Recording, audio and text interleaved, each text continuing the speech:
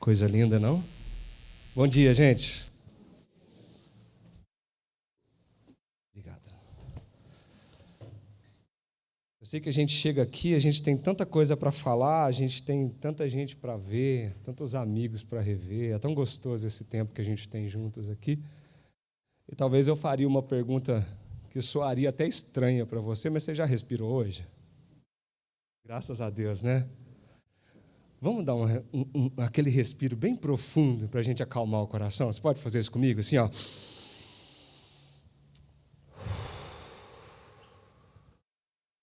Olha que delícia. E é por causa de Deus que a gente pode fazer isso. Só Ele permite que nós possamos viver essa vida respirando com saúde, vivendo e continuando sendo esse povo que Ele escolheu. Eu queria convidar você, nesse intuito de acalmar o coração, a fazer uma oração simples comigo agora. A dizer aí, no teu cantinho, do teu jeitinho, e dizer para Deus assim: Senhor, fala comigo. Eu quero escutar sua voz essa manhã. Feche os seus olhos.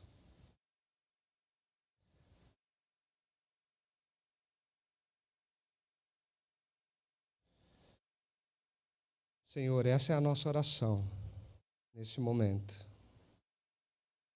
Fala com o teu povo, a tua igreja que está aqui. Cada um que o Senhor trouxe essa manhã aqui para ouvir a tua palavra é do Senhor. Nós queremos muito, apesar das nossas limitações e das nossas falhas, ouvir o Senhor essa manhã. Fala ao nosso coração, em nome de Jesus. Amém. Amém. Queridos, nós temos conversado aqui, desde o começo do ano pela manhã, nessa série de mensagem que nós chamamos de Uns aos Outros. Por que nós chamamos essa série de Uns aos Outros? Porque essa expressão, ela é a tradução talvez melhor que a gente consegue para uma partícula, uma palavrinha que no original, no grego ali, na Bíblia, ela aparece em várias vezes no nosso texto da Bíblia. E ela significa alguns princípios de mutualidade cristã, onde nós vivemos não para nós mesmos, mas nós expressamos aquilo que recebemos de Deus para viver com o outro, para o outro. É tirar um pouco o foco, o olhar da nossa vida e somente da nossa vida e entender que o cristianismo não é algo teórico, mas é algo extremamente prático, como Jesus nos ensinou. Ele viveu, e quando ele viveu, ele nos ensinou como nós deveríamos viver. Então, seria um absurdo nós dizermos ser cristãos e simplesmente acreditarmos em teorias que não saem da nossa mente e vão para a prática do nosso dia a dia. Essa série, ela provoca um pouco o nosso coração para essa reflexão, a reflexão de entendermos que esse cristianismo é algo prático, extremamente prático. E eu queria hoje, nessa manhã, convidar a todos a lerem mais um versículo, mais uma vez, que nos ensina uma profundidade dessa ação, dessa atitude. Vamos ler juntos o versículo 10 de 1 Pedro, capítulo 4. Se você quiser deixar a sua Bíblia aberta, 1 Pedro, capítulo 4, e nós vamos ler juntos agora o versículo de número 10. Você consegue ler comigo? Vamos juntos? Cada um exerça o dom que recebeu para servir os outros, administrando fielmente a graça de Deus em suas múltiplas formas. Olha que coisa linda o que está escrito nesse versículo. Eu queria ler com vocês uma versão um pouquinho diferente, a tradução NAA, que ela traz um pouquinho diferente a configuração desse texto e que tem um sentido muito forte. A NAA, tradução Nova Almeida, ela traz assim: sirvam uns aos outros, cada um conforme o dom que recebeu, como encarregados de administrar bem a multiforme graça de Deus. Olha que coisa linda. Quando a gente pega duas traduções assim, talvez ajude a gente a entender um pouquinho melhor as palavras que estão nesse versículo. E um princípio de interpretação bíblica, queridos, é que jamais a gente pode tirar uma frase do seu contexto e tentar entendê-la sozinha. É assim na nossa vida também. Quando você tira alguma coisa que alguém falou do seu contexto e usa aquilo contra a pessoa, você pode estar criando uma fake news, não é assim? A Bíblia também. Nós precisamos entender o contexto para tentar entender a profundidade do que o autor Pedro tentou escrever aqui e nos mostrando essa mutualidade desse verbo tão bonito. E para isso, eu quero ler com você esse texto que começa lá no versículo 7, queria que você prestasse bastante atenção até chegar nesse versículo que nós lemos. Diz assim: o fim de todas as coisas está próximo. Portanto, sejam criteriosos e estejam alertas, dediquem-se à oração. Sobretudo, amem-se sinceramente uns aos outros, porque o amor perdoa muitíssimos pecados.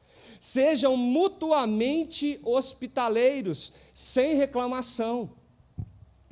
Cada um exerça o dom que recebeu para servir os outros, administrando fielmente a graça de Deus em suas múltiplas formas. Se alguém fala, faça-o como quem transmite a palavra de Deus. Se alguém serve, façam com a força que Deus provê, de forma que em todas as coisas Deus seja glorificado, mediante Jesus Cristo, a quem sejam a glória e o poder para todos sempre. Amém. Está vendo que esse versículo ele tem um contexto maior. Ele está inserido numa fala de Pedro que tem muito para nos ensinar. E eu queria destacar algumas coisas aqui que pode trazer luz a tudo isso e fazer toda a diferença na nossa compreensão desse princípio de mutualidade que hoje nós vamos dizer. Pedro começa com uma expressão forte. Ele começa com uma afirmação muito poderosa e que mudaria a perspectiva de todos aqueles ouvintes dele, as igrejas espalhadas ali pela Ásia. Pedro começa dizendo assim: o fim de todas as coisas está próximo. É forte isso, não é, queridos? O fim está chegando. O fim que nós ouvimos que um dia aconteceria, isso está perto, ele não está longe. No mínimo, isso deveria despertar no nosso coração algumas coisas. O que isso significa? Naquela época, aquela igreja, as igrejas por onde essa carta passou e foi lida, num momento como esse de reunião assim, despertava no coração daqueles irmãos e irmãs que haviam se convertido ao cristianismo, mudado a sua rotina, a sua vida, as suas atitudes, gerava a expectativa tão grande dessa esperança futura, mas que estava bem pertinho. A esperança do cumprimento da promessa daquele que disse: eu vou voltar, eu vou retornar, eu vou terminar essa obra, eu vou concluir tudo isso que eu comecei, a consumação do reino vai acontecer, e isso está bem mais perto do que você esperava. Era muito comum naquelas igrejas a expressão que eu creio que você conhece em aramaico, Maranata, ora vem Senhor, porque aquele pessoal ele estava com isso vivo no peito.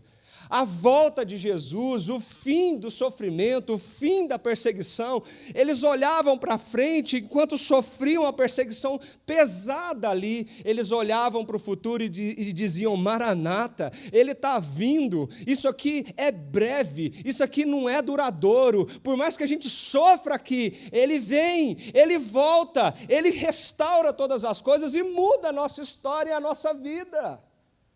Eles olhavam o presente, mas com os olhos nessa esperança, nessa expectativa. Não foi assim que Jesus nos ensinou a orar? Venha o teu reino. Senhor, venha a consumação do teu reino. Venha até nós o teu poder. Venha até nós o teu reino. Meus amigos, quando nós olhamos para essa expressão deveria mudar toda a perspectiva da nossa vida presente. É isso que Pedro trabalha tanto na carta dele. Quando você entende o que isso significa de verdade, a sua vida aqui é ressignificada.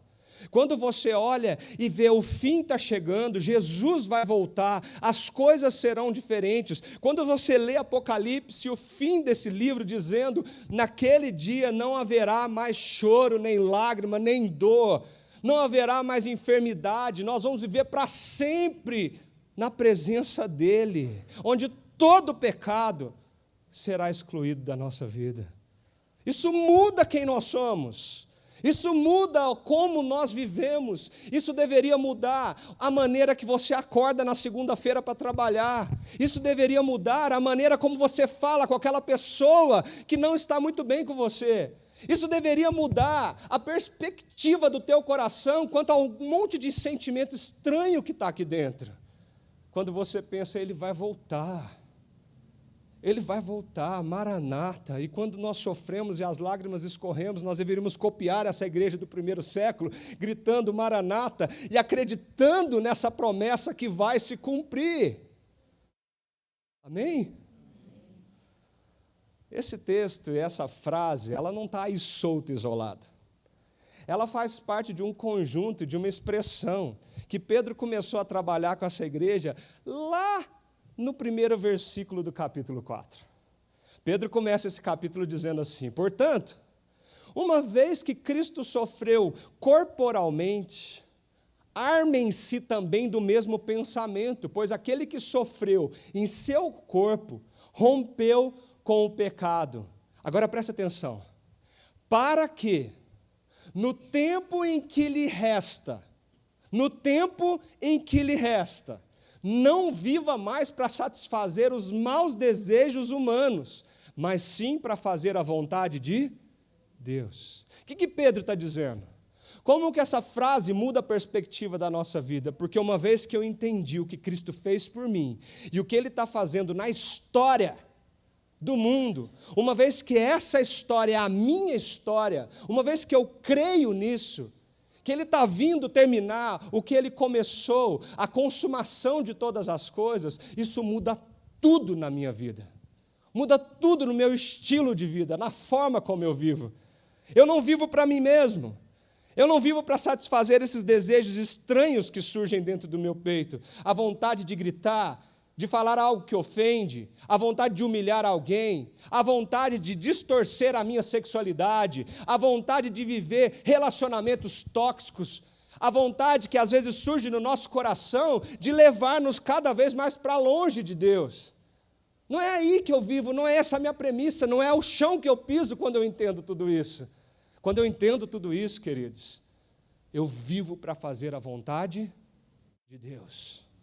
Eu vivo para fazer a vontade de Deus. Isso deveria despertar duas coisas no nosso coração.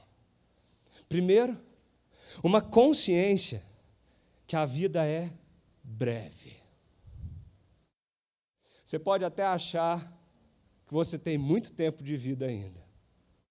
Mas mesmo que você viva 100, 110, 120 anos, mesmo assim, a Bíblia diz que isso não passa de fumaça diante do que é a eternidade. Mesmo assim, a Bíblia diz que isso é tão passageiro quanto a neblina na manhã que se dissipa, quando você pensa na perspectiva da eternidade. Quando você olha para essa frase, o fim de todas as coisas está próximo, essa esperança que nós temos deveria ressaltar aqui dentro o quanto a vida é passageira e o quanto nós não temos tempo a perder. Um senso de urgência começa a emergir no nosso coração. Tem muita coisa para fazer, gente. Tem muita coisa para fazer. Tem muita gente chorando e sofrendo ao nosso redor. Tem muita gente que nunca ouviu a mensagem da graça, que nós somos salvos não pelo que nós fazemos, mas nós somos salvos porque Deus nos amou. Porque a graça e a misericórdia nos alcançou. Não tem a ver com mérito, não tem a ver com eu ser alguém ou deixar de ser alguém. Tem a ver com o que Ele fez por mim. E tem muita gente que nunca escutou isso na sua vida.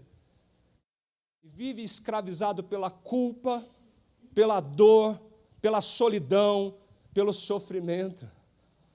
Olhar para essa frase, o fim de todas as coisas está próximo, deveria mudar totalmente a perspectiva da nossa vida, gerando essa consciência do quanto a vida é breve, mas uma urgência do que eu preciso fazer agora, não tem tempo para perder. Pedro começa esse pedacinho dizendo isso, e aí ele olha para aqueles leitores e diz para eles assim: vocês entenderam isso? Então me acompanha aqui. Se vocês entenderam isso, é isso que vocês creem. Então ele diz, agora eu quero dizer uma coisa que vocês precisam viver. Sejam criteriosos e estejam alertas. Sejam criteriosos. O que é ser criteriosos? Ter critério envolve no teu coração, na tua mente, no dia a dia, uma reflexão profunda do que é a vida. É você parar para pensar o que você está fazendo. Parar para pensar o que você está vivendo. Gente, se existe uma coisa que nós que entendemos o reino de Cristo e o evangelho do Senhor, nós não podemos fazer, é apertar o botãozinho do automático e viver a vida assim. Nós não podemos viver no automático. Porque quando nós colocamos a nossa vida no piloto automático, sabe o que acontece? As coisas da cultura, os desejos enganosos, o nosso coração nos engana e nós somos arrastados para um caminho que é diferente do que Deus espera de nós. Nós acordamos e quando alguém do trabalho reclama, o que você faz? Reclama. Quando alguém do trabalho mente, o que você faz? Mente. Você está no automático, o que está do teu lado vai te influenciar a viver assim. E de repente você está desejando coisas erradas. Você acha que a sua vida se resume no dinheiro que você tem. Você acha que a sua vida se resume nas posses que você tem. Por quê? Porque é assim que as pessoas vivem. É assim que o mundo pensa. Se existe uma coisa que essa frase tem que despertar no nosso coração, é esse critério que nós temos que ter de parar e pensar, para que mesmo que Deus me chamou para essa vida? Por que Deus me colocou nessa vida? Por que Deus me colocou nesse lugar de trabalho?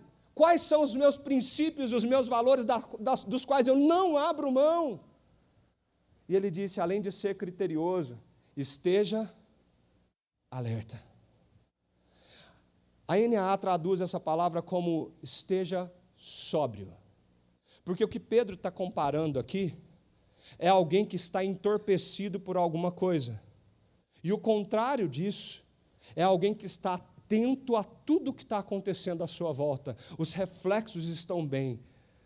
O que Pedro está dizendo? Queridos, se você sabe que Jesus está às portas para voltar, se você acredita nisso com o teu coração, então começa a pensar no que significa a tua vida, senão você vai ligar o piloto automático.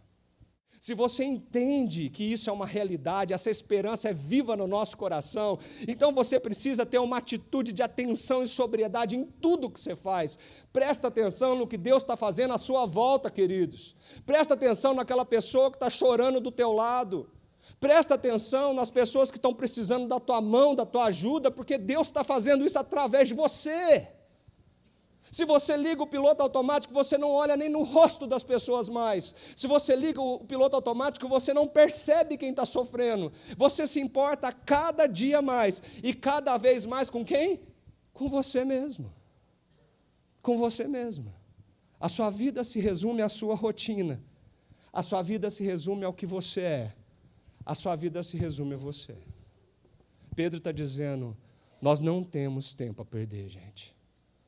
Presta atenção no que está acontecendo, mas faça tudo isso em oração.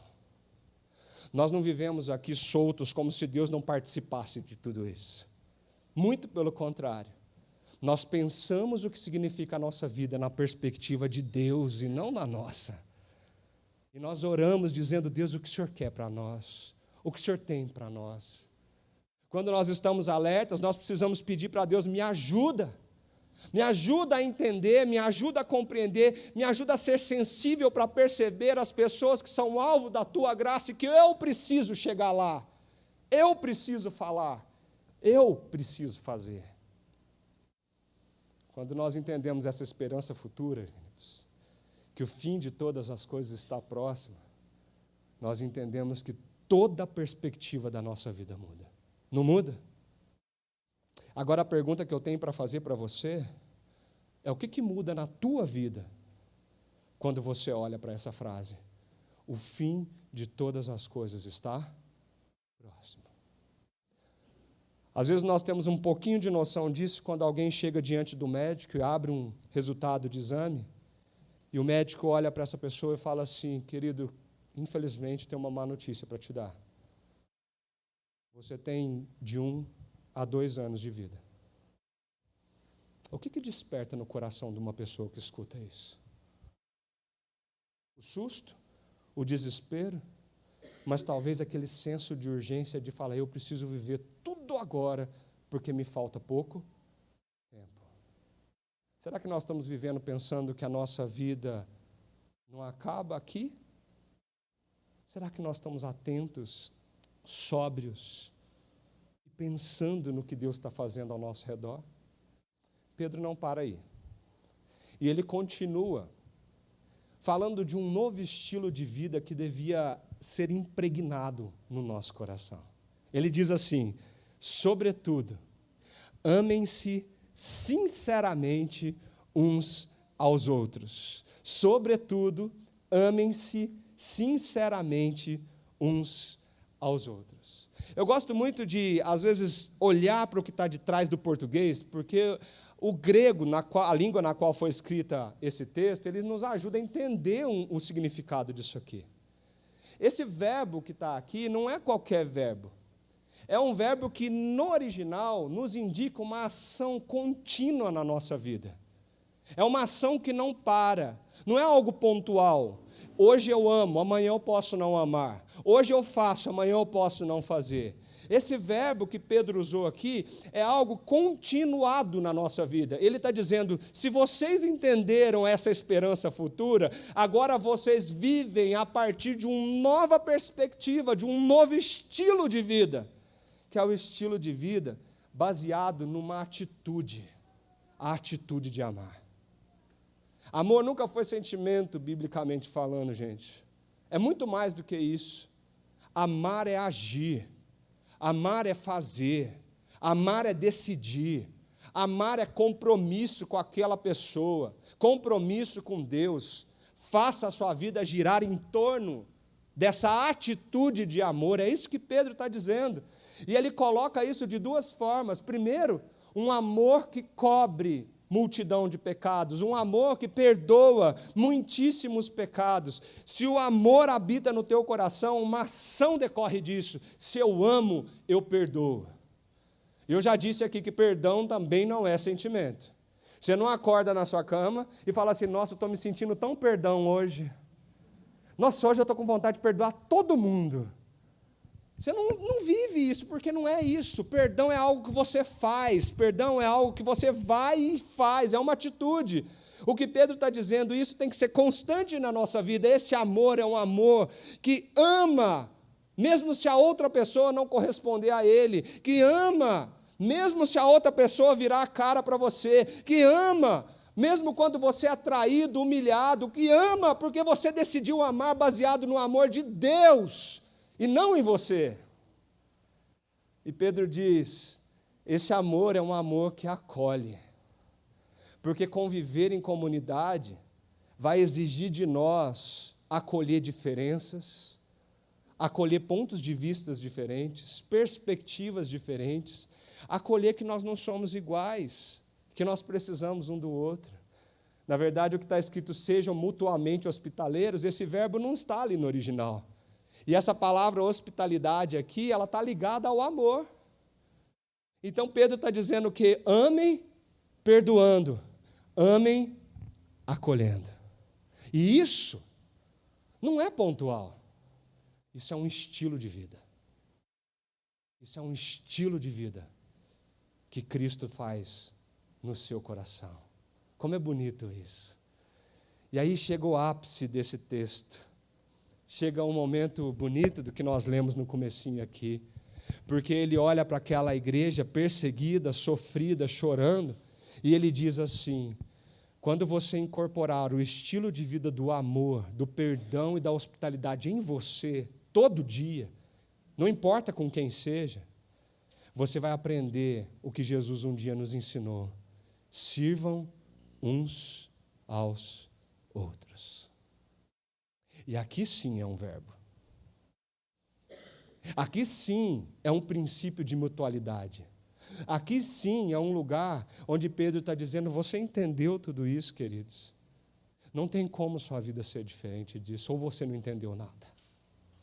Então sirvam uns aos outros. Olha que coisa linda que ele diz, cada um cada um de nós exerça, execute, faça acontecer o dom que você recebeu de Deus para servir os outros. Às vezes tem gente que olha para mim e fala: pastor, eu não sei fazer nada não. Às vezes até exagera, mas eu não presto para nada não. Eu não faço nada direito. Se eu começar a mexer aí, eu vou atrapalhar ao invés de ajudar.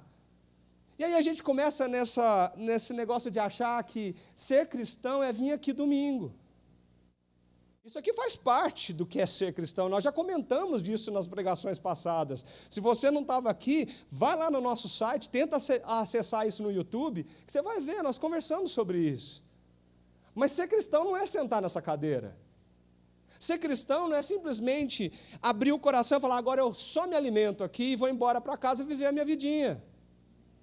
Se você entendeu que a esperança futura nos direciona para um novo estilo de vida, esse estilo de vida que você é direcionado é uma atitude de amor, perdão e acolhimento que te leva naturalmente a pegar a toalha e a bacia de água e lavar os pés dos seus irmãos. Jesus disse: eu não vim aqui para ser servido, eu vim aqui para servir. Se Ele é o teu modelo, se Ele é a tua referência, por que você acha que você não faz parte disso? E sabe o que me admira, gente? É que esse verbo aqui, recebeu, é um verbo no auristo. Sabe o que significa auristo no grego? É uma coisa que já aconteceu, ela já aconteceu, e isso para todos aqueles que Deus abençoou, isso já foi, ou seja, você já recebeu. Você tem um dom. Eu só espero que nenhum de nós, a começar de mim, no dia que estivermos de frente para Jesus e Ele olhar nos nossos olhos e dizer: o que você fez com o dom, o presente, o talento que eu te dei, você não faça como aquele homem da parábola: eu enterrei, Senhor, porque eu tinha medo do que podia acontecer. Eu não usei o meu talento, eu não usei o meu dom, eu não fiz nada. Porque o que Pedro está nos alertando é que esse estilo de vida, essa atitude, essa ação contínua de servir aos outros, esse estilo de vida que impregna no nosso dia a dia, na nossa rotina, é algo que Deus já nos deu para executá-la. Ninguém aqui tem desculpa.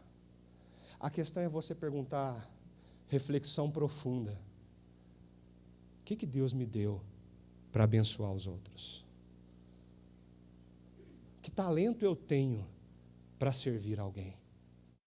O que eu sei fazer que eu posso mudar a vida de outra pessoa no reino de Cristo? E nós estamos falando aqui de um contexto, queridos, de comunidade. Nós estamos falando aqui num contexto de comunidade. Então, a pergunta é: o que você, com o seu dom, tem feito para abençoar essa igreja? O que de você tem se entregado aqui? Você sabe falar, por que você não está falando? Você sabe orar, por que você não está orando? Nós temos 3 grupos de oração nessa igreja, está faltando você lá. Está faltando você lá. Ah, pastor, minha rotina é muito apertada. Eu sei, gente. A nossa rotina nos consome. Se você ligar o piloto automático, ela vai te consumir todo dia. Você não vai ter tempo para nada mais. Você vai viver exclusivamente para trabalhar e, às vezes, se der, para descansar, porque você está no piloto automático. Mas quando você entende que não pode ser assim, você tem dom aí para usar no reino de Deus. Você tem dom que Deus quer usar nesse lugar. Cada um recebeu um dom. Eu vou dar um exemplo para vocês. Pela graça de Deus, não é mérito de ninguém aqui, mas pela graça de Deus, as nossas crianças estão aumentando muito. Nós chegamos a já ter 40 crianças naquela casinha ali, num dia de manhã. 40 crianças, alegres, felizes, saltitantes, falantes, agitadas, como vocês sabem que a vida da criança é. Num culto da noite, nós já tivemos 15 crianças aqui. Parece um número pequeno, mas coloca 15 crianças sentadas aqui num culto. E ouvindo uma coisa que não é da linguagem dela, que elas não estão entendendo. Nós olhamos na equipe pastoral e falamos: nós precisamos fazer alguma coisa. Nós precisamos fazer alguma coisa. Nós começamos agora o movimento de ter a continuidade do culto para as crianças à noite lá na salinha. Então, se você quiser estar aqui no culto de noite, agora a sua criança vai ter uma mensagem para escutar lá, vai ter um tempo de louvor, um tempo de oferta, um tempo de lanche, de brincadeira, para Deus também falar com o coração delas. Mas nós precisamos de apoio. Está faltando gente para nos ajudar com esse apoio. Está faltando gente que possa simplesmente se oferecer para estar lá. Se oferecer para uma vez no mês, pegar na mãozinha dessas crianças, sentar com ela no chão e falar, deixa eu orar com você. Você sabe fazer isso, querido? Será que esse é o seu dom? O problema é que a gente está olhando tanto para a gente que a gente não quer servir ao outro. E a gente não quer sequer perceber a necessidade do outro. O que Pedro está dizendo aqui, você precisa entender que o seu estilo de vida não é para viver para você mesmo. O seu estilo de vida, a partir de Cristo, é você usar o que Deus te deu e o que Cristo te deu como dom e presente da graça para servir outras pessoas. Qual é o teu dom? Qual é o teu dom? O que você sabe fazer tão bem? Quinta-feira a gente teve reunião de oração aqui na igreja. E a cada quinta-feira eu fico mais feliz, porque me surpreende muito. E, gente, Deus está respondendo essas orações, viu? Deus está respondendo essas orações. E quinta-feira a gente estava juntos orando aqui, e cada vez que isso acontece eu fico assim, entusiasmado, porque quando a gente sai da reunião aqui, a gente vai ali para fora, e teve algumas irmãs e irmãos que prepararam um banquete para a gente ali. Talvez essa pessoa falou assim, o que eu sei fazer? Cozinhar. E tem gente que precisa comer, não tem? Então eu vou cozinhar. Eu vou usar o meu dom para abençoar essa comunidade, eu vou usar o meu dom para abençoar essas vidas. E isso é o que Deus espera de nós. O que você sabe fazer? Eu sei pintar uma parede, então fala com os diáconos da nossa igreja. Eu sei consertar um ventilador, eu faço isso na minha vida, eu posso usar isso como benefício da igreja. Eu não sei o que Deus te deu de dom, querido. Eu só sei que Ele te deu para servir o outro, e não para servir você. O seu dinheiro, segundo a Bíblia, é para sustentar a sua vida. Mas em Efésios fala assim, trabalhe, para que você tenha o que sobra. E o que sobra, você ajude quem não tem nada. Às vezes nós invertemos os princípios, os valores. E nós trabalhamos para acumular para nós mesmos. Nem a disciplina de vir aqui e entregar para Deus o dízimo como oferta de gratidão e louvor a Deus nós conseguimos. Porque nós estamos no automático. Nós estamos no automático, vivendo para nós mesmos, trabalhando para nós mesmos, acumulando para nós mesmos, servindo a nós mesmos. Essa frase, esse versículo tem uma expressão forte, porque fala assim, administrando fielmente a graça de Deus. Presta atenção aqui. Essa palavra administrando fielmente, ela é um substantivo, da onde vem a nossa palavra economia. Por que ela é esse substantivo de onde vem a palavra economia? Porque ela está ligada na forma como é administrada as coisas. Mas mais que isso, é uma pessoa que administra tudo. Tem algumas versões e traduções da Bíblia que ali está escrito mordomos ou dispenseiros. Para nós, talvez, esse negócio não dá muita compreensão, mas naquela época dava. Porque quem era o mordomo? Diferente daquele que a gente vê nos filmes, tipo do Batman, ou dos outros filmes onde tem um mordomo que fica ali na casa, andando para um lado e para o outro. Sabe quem era o mordomo na igreja primitiva? Na sociedade daquela época? Alguém que tinha a senha do cartão de crédito do dono da casa. Alguém que tinha o acesso online da conta bancária do dono daquela casa. Alguém que trabalhava ali para administrar cada centavo que entrava naquela casa. Ele tinha a chave da despensa. Ele olhava e falava, tem, não tem. Não tem, tem que providenciar. Tem, é isso que eu vou usar. O que vai servir no almoço? O que tem de janta? Cadê o filho? Foi para a escola? Tem que pôr gasolina no carro. O que tem para fazer? Esse cara administrava tudo na vida do seu senhor. É isso aqui que Pedro está falando. Agora junta uma coisa com a outra. Cada um de nós tem um dom. Entendeu isso? Não tem desculpa. Todos nós temos. Falta só descobrir qual é. Para servir o próximo, o outro. Como? Bom mordomo da graça de Deus. Você vive e você acha que o seu dinheiro é seu. Um dia você vai entender que não é. E você vai perceber que você simplesmente é um mordomo da graça de Deus sobre a sua vida. Ele te deu tanta coisa para que você administre aquilo como Ele sendo o seu Senhor. Você administra aquela casa, a conta do banco, o cartão de crédito, a gasolina do carro. Você administra tudo isso sendo mordomo para o Senhor. Que jeito que vai ser isso? Pela vontade de Deus, não pela minha vontade. Aí você entende como isso é um estilo de vida.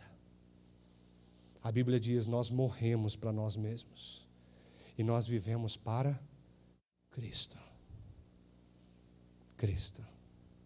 É por isso que Pedro diz, você não pode ligar o piloto automático e se entregar aos desejos do seu coração.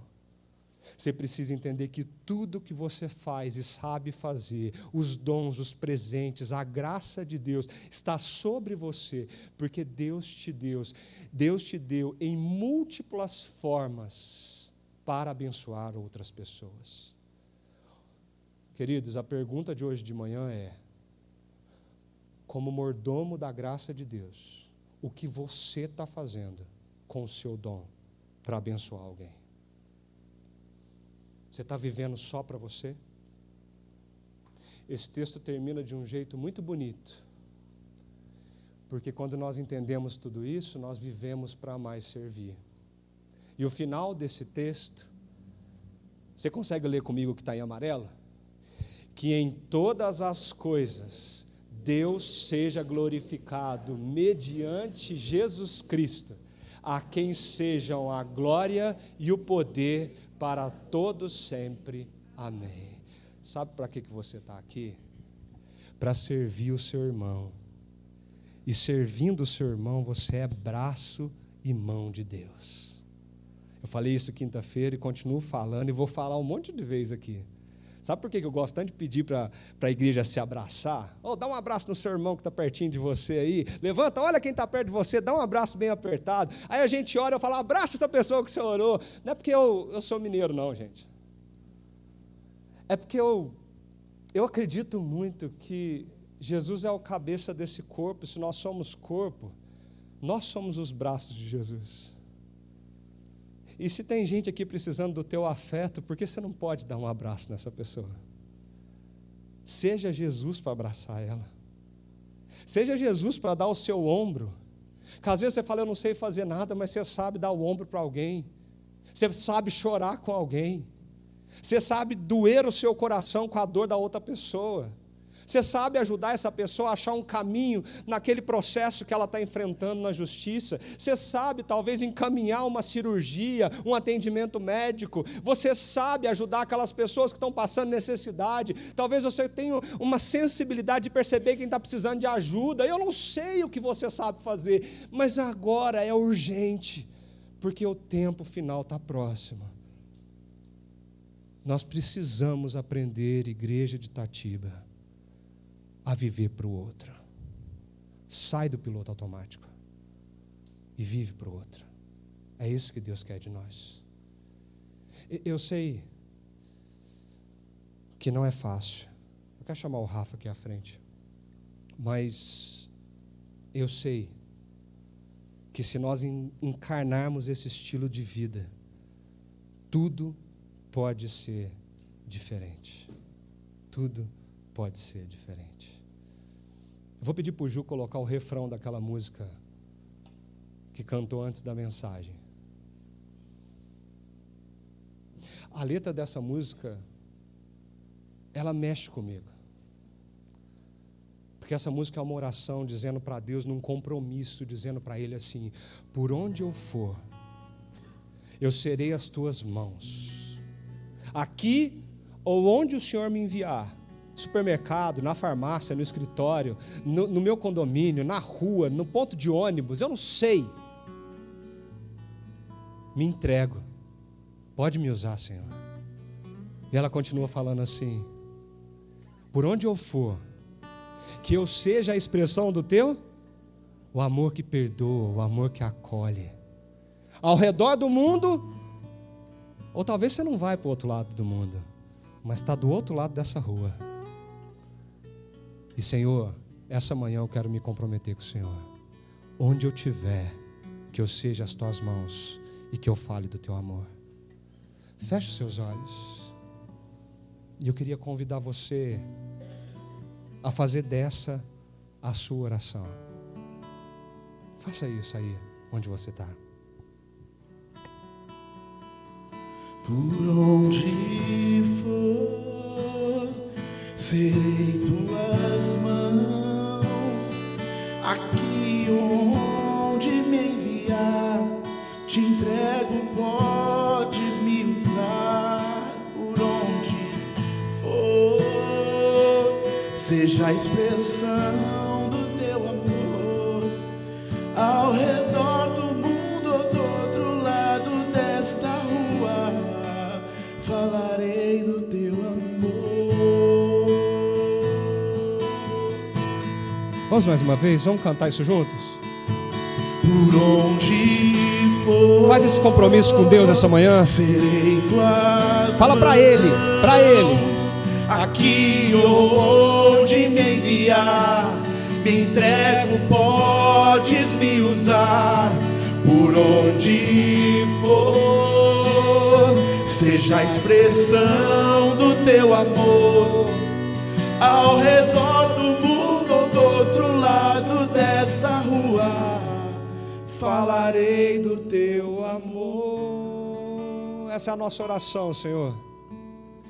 Depois de uma palavra tão linda como essa que nós ouvimos hoje, que o Senhor desperte no nosso coração esse senso de urgência e que o teu reino venha sobre nós de uma forma tão linda e poderosa, Pai, que leve os nossos corações a um novo estilo de vida que ama, que perdoa, que acolhe. O estilo, ó Pai, que o Senhor nos ensinou, lavando os pés uns dos outros e servindo as pessoas que o Senhor coloca ao nosso redor. Não permita mais, Deus, que o nosso coração se engane e que nós possamos, ó Deus, romper com o egoísmo, a arrogância que nos leva a viver para nós mesmos. Mas que a partir de agora o nosso compromisso seja real, em atitude de amor, para viver e amar como o Senhor nos ensinou, se entregando pelo outro.